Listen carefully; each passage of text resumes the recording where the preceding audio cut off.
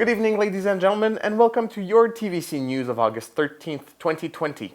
Tonight's headlines: Health protection strategies in school, New Democrat leader Andrea Horwath opposes the plan to reopen schools, several disinfectant products withdrawn from the market, and cases of CERB fraud.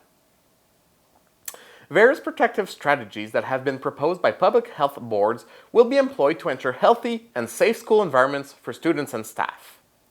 All staff and students will be required to self-screen every day before going to school. Signs will be posted to reinforce self-screening and hand hygiene. All will be required to encourage physical distance and one-way traffic in the hallways. Students and staffs will be expected to respect entry and exit practices, and the use of playgrounds and school grounds ensure adequate signage in washrooms and indicate the availability of hand sanitizer. Students will be trained in hand hygiene. Breaks will be scheduled to allow students to wash their hands more often than otherwise. First students in grade 4 to 12 will be required to wear a non-medical or cloth mask inside the school. This requirement is waived for students from kindergarten to grade 3. Medical masks and eye protection, for example visors, will be provided to all teachers and other school board staff. Masks will also be mandatory for all school personnel unless there are reasonable exceptions for health problems. And schools will limit significantly the number of visitors, including parents on the premises. Some schools will go so far as to prohibit their presence. The Ministry of Education, the Ministry of Health and Public Health units will work closely with school boards to monitor and respond to reports of COVID-19 symptoms. For Queen Park's NDP leader of the opposition, Andrea Horwath, the Premier of Ontario and the Minister of Education need to recognize their mistake quickly and revise their back-to-school plan. She says that if she were the Premier of the province, she would be working tirelessly right now to find additional space to accommodate students across the province. She points out that time is running out since some parents have until Friday, tomorrow, to let the principal know if their children will be back in school or if they prefer to continue school at home. This summer, a message was sent to the children who attend or will attend the daycares to know their intentions regarding the return of their child to the Clarence-Rockland Municipal Daycare. We are talking about the groups that will start on August 31st. Following discussions with parents and the City of Clarence-Rockland administration, they have until tomorrow, August 14th, to confirm the presence of their child in the daycare. However, daycare officials explain that this date can be revised if they have not received instructions from school boards. Pierre Leroux, president of the United Counties of Prescott-Russell, declared earlier this week that a state of health emergency will soon be lifted. Mr. Leroux explained that if there is a second wave of COVID-19, the United Council Prescott-Russells will redeclare the state of emergency again. He assured the public that some measures will remain in place even after the province itself has lifted its state of emergency. The United Counties declared a state of emergency for the region on March 26th. We remind you that this is a state of health emergency. Health Canada is advising Canadians that certain hand sanitizer are being recalled from the market because they contain certain types of ethanol or denaturants that are not acceptable ingredients in the manufacture of hand sanitizers in Canada. Denaturants are added to ethanol, making it unfit for human consumption. Since these unacceptable ethanol and denaturant products have not been approved for use in the manufacture of hand sanitizers in Canada, the Department of Health has not assessed their safety or efficiency. Possible adverse reactions to ingredients in these products include irritation and cracking, eye irritation, upper respiratory tract irritation, and headaches. A list will be updated if Health Canada becomes aware that other products are affected. Canadians are encouraged to consult this list regularly for up-to-date information. These products can be found on the Eastern Ontario Health Unit webpage.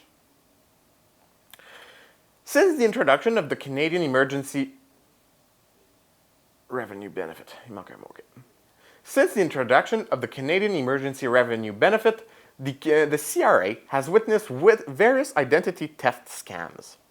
The agency recognizes that victims of identity theft suffer serious financial as well as emotional consequences. The agency explains that it is doing everything it can to prevent this type of scam. To avoid this type of abuse, it is strongly recommended that you register for the CRA's MyFile service, which offers alerts as an additional security measure. These alerts inform taxpayers by email if their address or direct deposit information has changed. Taxpayers who receive an alert for their file and have not authorized changes should contact the Canadian Revenue Agency immediately. The Office of the Member of Parliament, Mr. Francis Drouin, has received many calls regarding several suspected scams. If the CRA confirms that a taxpayer has been victim of fraud and an ECP payment has been made to a fraudster, the applicant may still receive an ECP payment themselves if they qualify.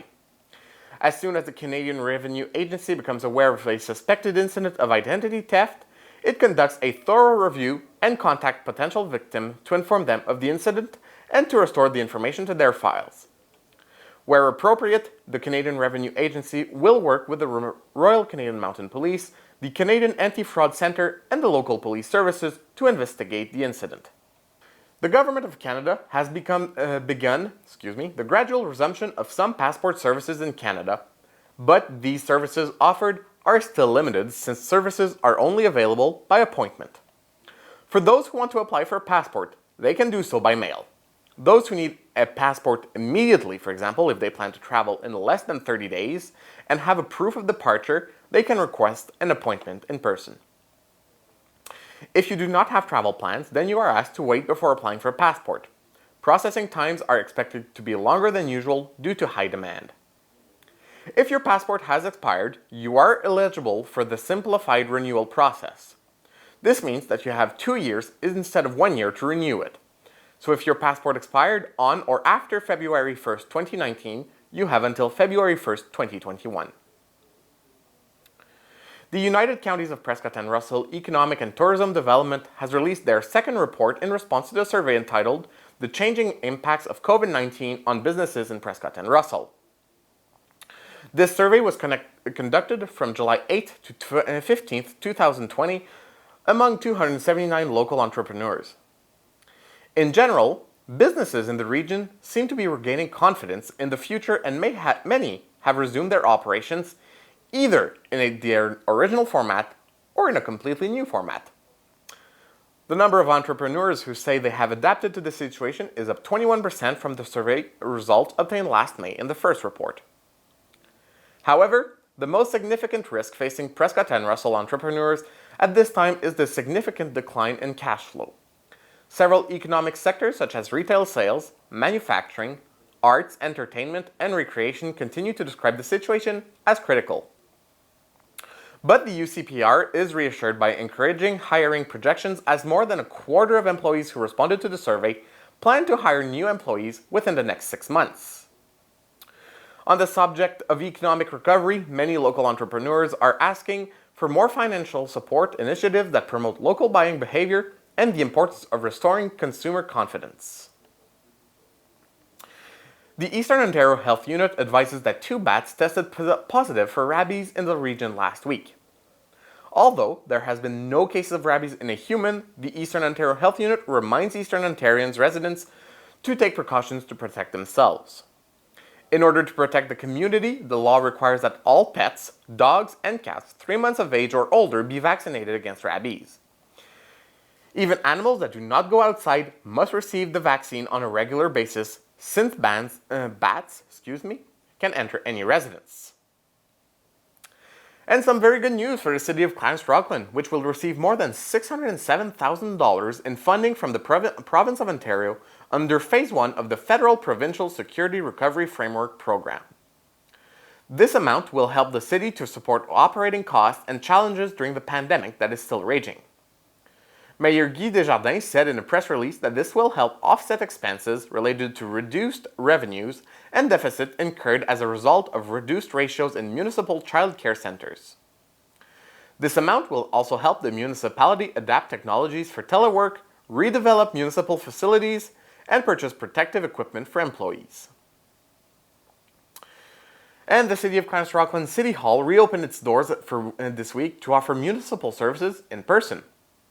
However, to avoid long waiting lines and to respect physical distancing, Services are offered by appointment only. It is important to note that municipal services are still available by email, telephone, and online.